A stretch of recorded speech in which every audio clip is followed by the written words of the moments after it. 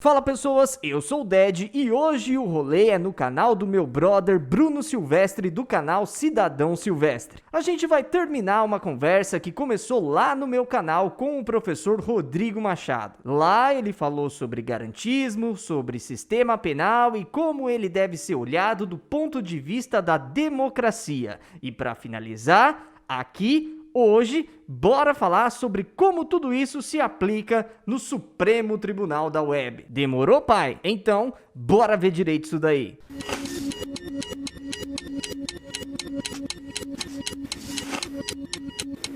Rodrigão, como tudo isso que a gente falou se aplica no STW?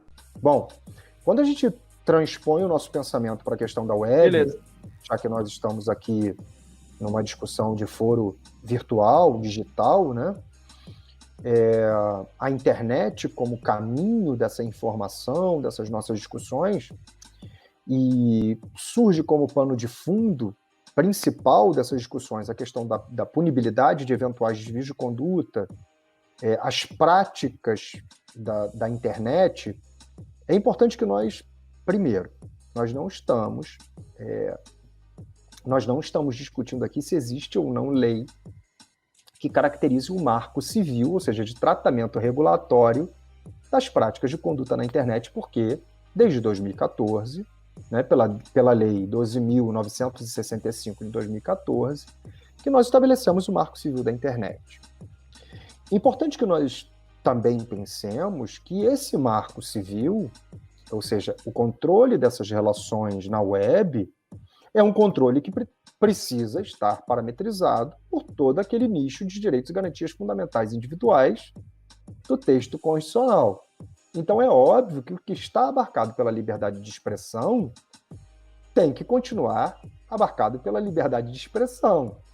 Então eu tenho todos os limites do punitivismo, para ser coerente com aquilo que nós discutimos, estabelecidos para qualquer ramo do direito, para qualquer marco que se dê na sociedade democrática, sob a regência do Estado social e democrático de direito.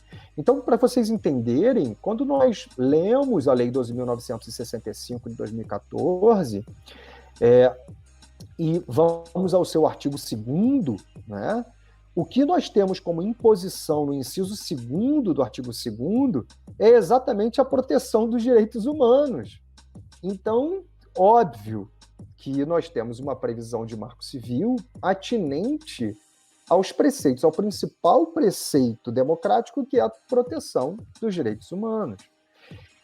Os desvios, os enquadramentos típicos, ou seja, com previsão estrita na legislação, seja ela qual for, vamos falar da penal, né? Demandam a atuação em si da pessoa que está ali no ambiente. O que ela fala, o que ela faz, o que ela manipula, né? o que verdadeiramente foi praticado. Qual é o ato em si? Né? Existe uma regulamentação da Lei 12.965, que se dá pela Lei 13.709 de 2018, em que nós vamos ter o tratamento regulamentar dessas perspectivas inerentes ao Marco Civil. Então, nós temos regulações de atuação da web, assim como nós temos regulações das nossas vidas cotidianas, né? Aquilo que nós podemos e não podemos fazer, ou aquilo que não precisa estar previsto literalmente, mas que se enquadra numa órbita de proibição que não está necessariamente considerada pelo aspecto da web, mas que é abarcada tranquilamente pelo dispositivo em que se previu. Então, essa questão é uma questão que na minha leitura, que vem a ser o objeto mais contundente e talvez não conhecido dessas demandas, é um enquadramento na nossa linha de pensamento, é um enquadramento típico, jurídico, penal, punitivista sob a perspectiva penal, das atuações no ambiente de web. Tá? É óbvio, se você agride alguém ferindo a sua honra subjetiva, você pratica injúria. É óbvio, se você produz a informação afirma que alguém praticou um crime, sendo que essa pessoa não praticou um crime, você vai lá e diz que ela praticou uma conduta delituosa que ela não praticou, você vai responder pela legislação penal, possivelmente pelo crime de calúnia. Né? Então o regramento, os limites estão, de certa forma, impostos pela legislação que nós já temos. Agora, óbvio que existem determinadas condutas, e essa dinâmica é uma dinâmica jurídica, relacional, de não previsibilidade do direito, que não estarão abarcadas, por exemplo, pela lei penal, e não podem ser aplicadas por analogia, porque nós temos o princípio da estrita legalidade como princípio de necessário enquadramento da conduta numa previsão legal para que haja possibilidade punitiva. Então, óbvio, se pelas características da web, se pelas suas dinâmicas instrumentais, ou seja, pelas suas características próprias, existem delitos que são delitos de web, nós precisamos de legislação que abarque esse tipo de conduta, porque não se pode punir se aquela conduta é estabelecida como uma conduta gravosa, que se insira no contexto de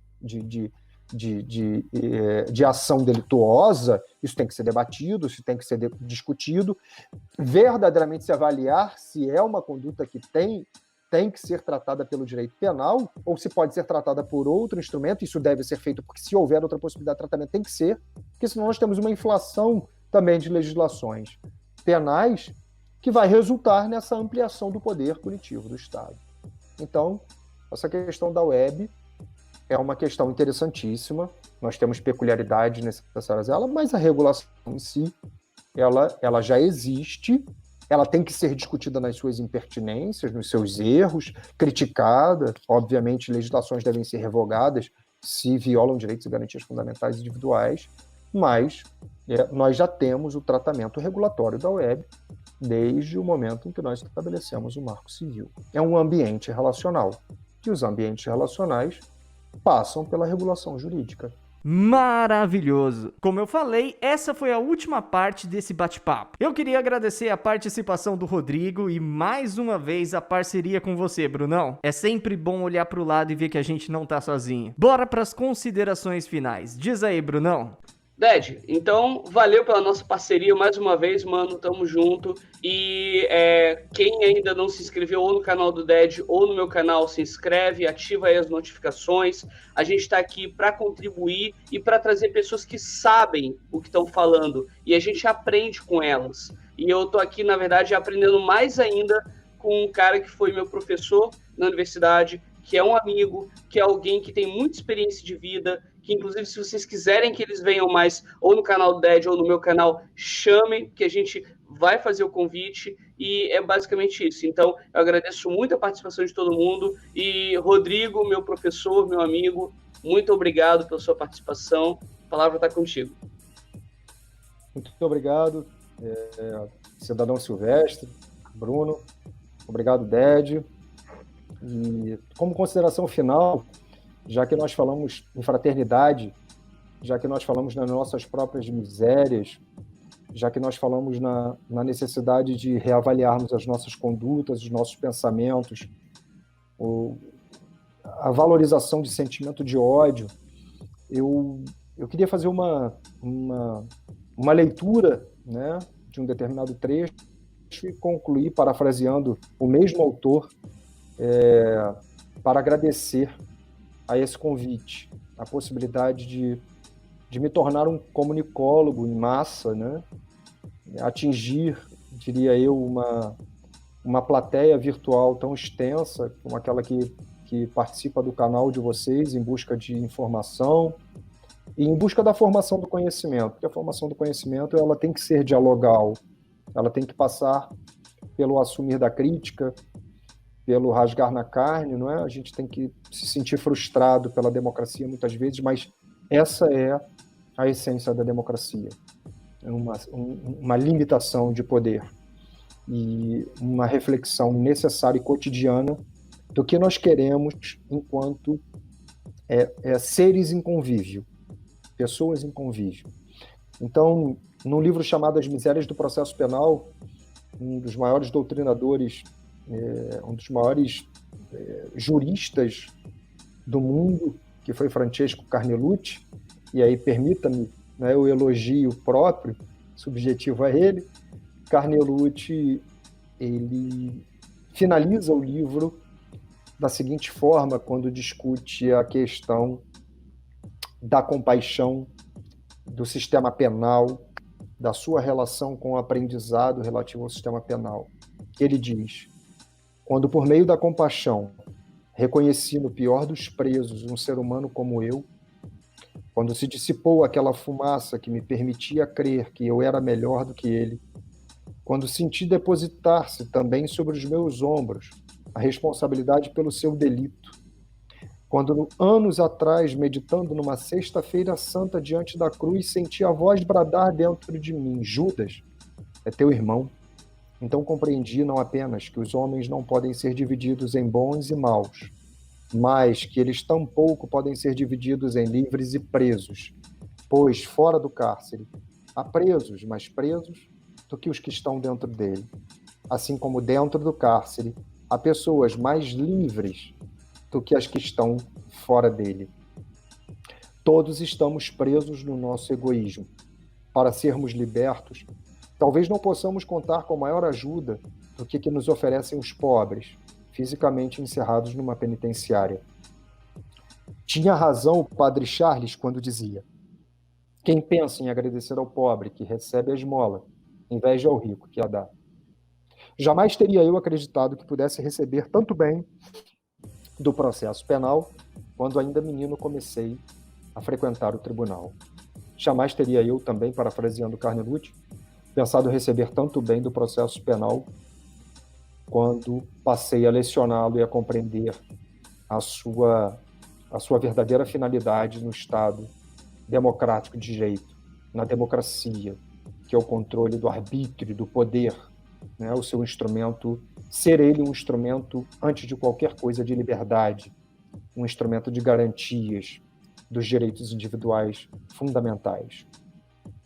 Então, dizendo isso, e talvez pelas palavras de Carnelucci, melhores do que as minhas, tendo me feito compreender, muito emocionado, muito grato, né, por ter podido estar aqui. Eu diria que participar dessa live também, parafraseando ele, e poder falar com todas e todos, independentemente da visão política, independentemente do pensamento que promana, eu gostaria de dizer que participar dessa live foi um ato de gratidão que eu pude realizar, pois não se pode receber tanto bem sem se aquinhoar os outros com uma parte. Haja vista que somente os tesouros da alma se perdem se não forem dados. Então, todos os demais a gente pode encerrar em cofres, mas os tesouros da alma se perdem se não forem dados. Por isso que o elemento da compaixão, o elemento da fraternidade, que são próprios da construção da democracia, eles não podem ser esquecidos por nós, nas nossas ponderações, nas nossas falas, nas nossas dinâmicas relacionais e dialogais.